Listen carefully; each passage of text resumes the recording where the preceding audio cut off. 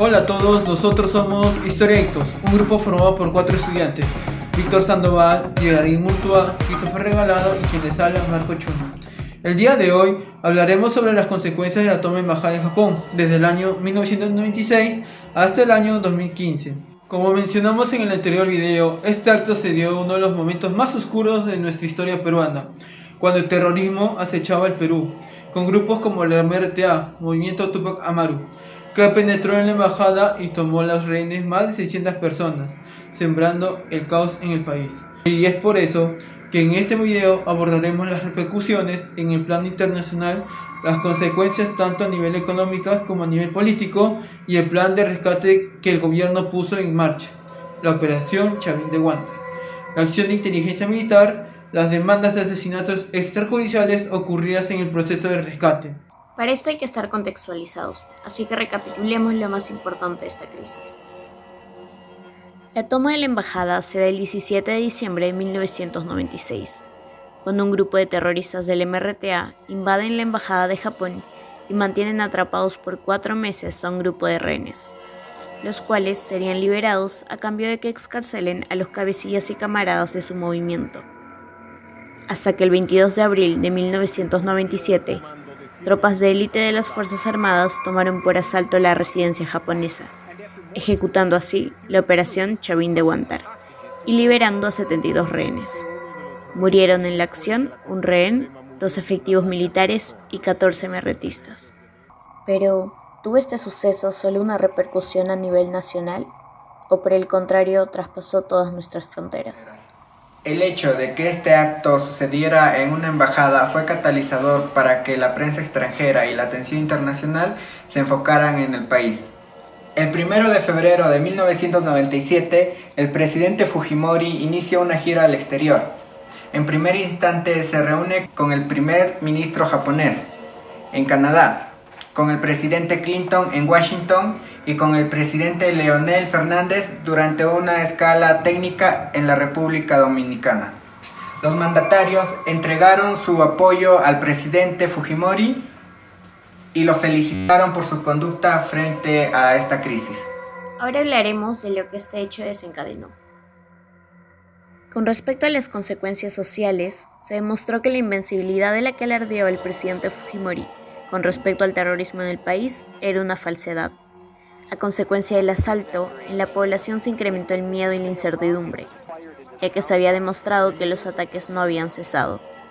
Luego de que se ejecutara la operación de rescate y que los terroristas fueran aniquilados, el movimiento MRTA quedó diezmado, al haber sido capturados o asesinados sus principales cabecillas y dirigentes. El movimiento revolucionario quedó sepultado en las sombras hasta el día de hoy.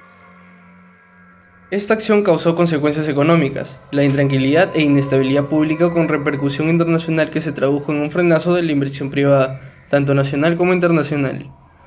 Esta acción terrorista causó que la Bolsa de Valores de Lima cerrara 3 horas más temprano, dado que las acciones locales bajaron de precio abruptamente.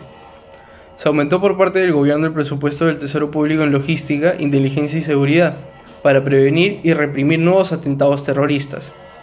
El costo económico por la incertidumbre del desenlace, que llevó un tiempo largo en 4 meses, tuvo su repercusión en los indicadores económicos que resultaron en una disminución porcentual en el Producto Bruto Interno del país en el año 1997. Proseguimos con las consecuencias políticas. Con la retoma de la embajada, el gobierno de Fujimori salió fortalecido políticamente. La popularidad del presidente ganó terreno a más de 2/3 de la población peruana, e internacionalmente también mejoró su imagen, la cual está desacreditada por los problemas de su asesor Vladimiro Montesinos.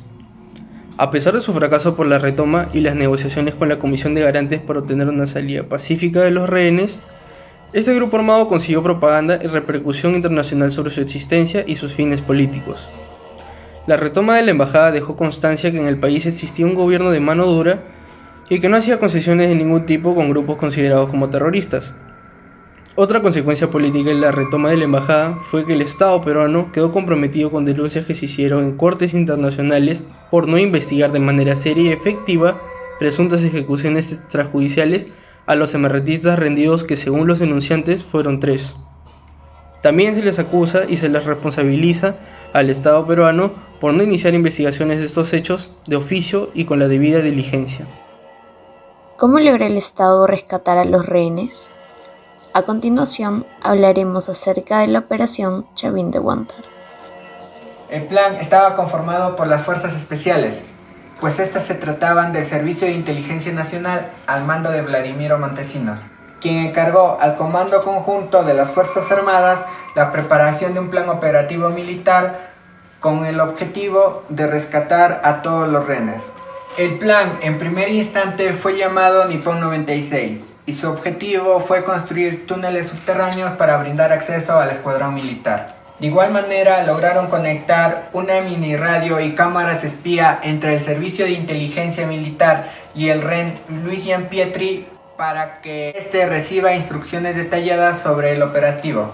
Posteriormente, el plan Nippon 96 pasó a conocerse como Plan Chavín de Huántar, debido a que los túneles construidos se parecían a los corredores y túneles subterráneos de este centro arqueológico. El 22 de abril de 1997 se toma la decisión de intervenir la residencia mediante el plan ya establecido. A las 15:23 se detonaron 3 explosivos en la residencia, donde murieron 4 miembros del MRTA. Los soldados lograron ingresar mediante los escombros.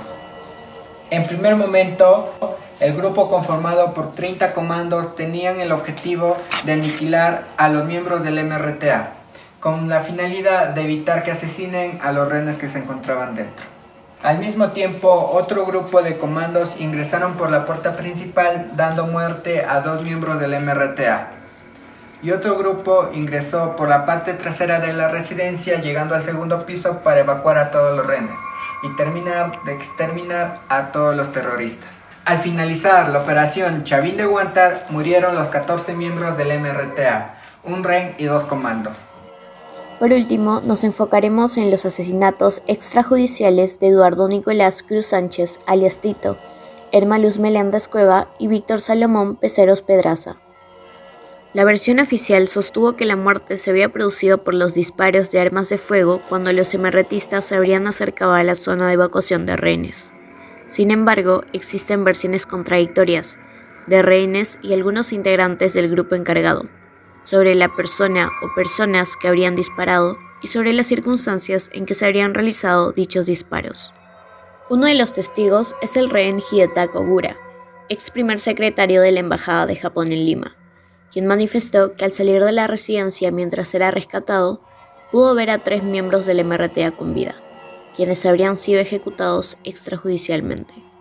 En primer lugar, el señor Hidetaka Ogura afirma que una vez liberado el grupo de rehenes donde se encontraba, vio con vida a Tito, en el jardín de la casa vecina a la residencia del embajador. Las 2 manos estaban amarradas atrás y su cuerpo estaba tendido boca abajo, hacia el suelo. Él movió su cuerpo, así que pudo reconocer que él estaba vivo. Cuando Tito intentó hablar, levantando su cabeza, un policía armado que estaba en su custodia pateó su cabeza y este empezó a sangrar. Fue un policía porque los policías estaban en su custodia, en la casa vecina. Unos minutos después apareció un militar del túnel e hizo levantar a Tito y lo llevó a la residencia. Horas después, el MRTista Tito sería hallado muerto sobre una plataforma de concreto ubicada en la parte posterior del pasadizo exterior de la residencia. De igual manera, encontraron los cuerpos de Erma Luz Meléndez Cueva y Víctor Salomón Peceros Pedraza, quienes contaban con múltiples heridas de proyectil y cuyos cadáveres se encontraban en el segundo piso de la residencia. Otros testimonios son de los efectivos policiales Raúl Robles Reynoso y Marcial Teodorico Torres Artega, quienes se encontraban custodiando la casa continua de la residencia del embajador. Ambos brindaron declaraciones parecidas. Todos ellos habían visto por última vez a los 3 terroristas sin armas y rendidos. Sin embargo, para su sorpresa, el Estado había informado al público que todos los MRTistas habían muerto en combate. Producto de estos testimonios, los familiares de los terroristas asesinados denunciaron penalmente contra Alberto Fujimori, Vladimiro Montesinos, Nicolás Hermosa Ríos, Julio Salazar Monroe y otros por el delito de homicidio descalificado. Adicionalmente, la Corte Interamericana de Derechos Humanos condenó al Perú a conducir eficazmente la investigación y el proceso penal en curso, para identificar y sancionar a los responsables de los hechos relacionados con los asesinatos extrajudiciales. Y el 17 de abril del 2015 se emite la sentencia. La Corte señaló de un lado que resulta legítimo para el Estado peruano recurrir al uso de la fuerza para rescatar con vida a los rehenes, y en especial para asegurar su liberación en respeto a los derechos humanos. Por otro lado, la Corte encontró evidencia razonable de la existencia de una presunta ejecución extrajudicial a Eduardo Cruz Sánchez, de la que el Estado es responsable, dado que su muerte se produjo mientras se encontraban en custodia de agentes del orden. Por ello, se consideró que Perú vulneró el artículo 4.1 de la Convención Americana sobre Derechos Humanos. Asimismo, descartó que los miembros del MRTA, Irma Luz Meléndez Cueva y Víctor Salomón Peceros Pedraza, hayan sido ejecutados extrajudicialmente, y concluyó que murieron en combate. La Corte también estimó que existió demora en el procesamiento judicial de los hechos. A ello se le suman las irregularidades en el manejo de la escena de los hechos y la falta de rigurosidad de las necropsias realizadas en 1997. También se indica que no se han hecho los esfuerzos suficientes para capturar a Zamudio Aliaga, prófugo de la justicia, y esclarecer los hechos concernientes a Cruz Sánchez. Como bien precisa la Corte, el caso no se refiere a la inocencia o culpabilidad de los integrantes del grupo Chavín de Huántar, sino de la conformidad de los actos estatales frente a la Convención Americana de Derechos Humanos. Gracias por ver el video, esperemos que les haya gustado. No olviden darle like, suscribirse y activar la campanita para no perderte el próximo video en el que hablaremos de reflexiones para entender el caso Chavín de Huántar y las lecciones que nos deja esta crisis. Hasta la próxima.